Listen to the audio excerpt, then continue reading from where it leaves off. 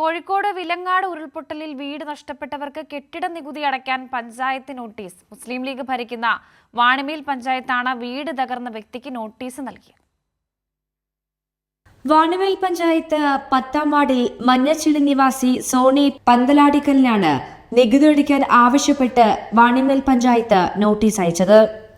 വിലങ്ങാട് ഉരുൾപൊട്ടലിൽ വീട് പൂർണ്ണമായും തകർന്ന് ഇപ്പോൾ വാടക വീട്ടിലാണ് സോണിയുടെ താമസം. ജൂലൈ 30-നുണ്ടായ ഉരുൾപൊട്ടലിൽ വീടും സ്ഥലവും ഉൾപ്പെടെ സർവ്വസമ്പാദ്യങ്ങളും സോണിക്ക് നഷ്ടമായിരുന്നു. ആ തകർന്ന വീടിനാണ് ലീഗ് ഭരിക്കുന്ന പഞ്ചായത്ത് കെട്ടിട നികുതി അടയ്ക്കാൻ നോട്ടീസ് നൽകിയത്. ഈ കാണുന്നത് ജൂലൈ 30-ാം തീയതി ഉരുൾപൊട്ടലിൽ എൻ്റെ വീട് നഷ്ടപ്പെട്ട സ്ഥലമാണ്.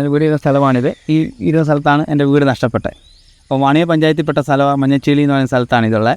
അപ്പോൾ ഇന്ന് ഉച്ചയ്ക്ക് എനിക്ക് വാണിമേൽ പഞ്ചായത്തിൽ നിന്ന് നോട്ടീസ് കിട്ടിയിരിക്കുന്നത് എൻ്റെ വീടിൻ്റെ നികുതി അടയ്ക്കാനെന്നും പറഞ്ഞ്. പക്ഷേ വാസയോഗ്യം ഒന്നും അല്ലാത്ത ഈ വീടിന് എങ്ങനെ നികുതി അടയ്ക്കണമെന്നുള്ള ചിന്താഗതിയിലാണ് ഞാനുള്ളത്.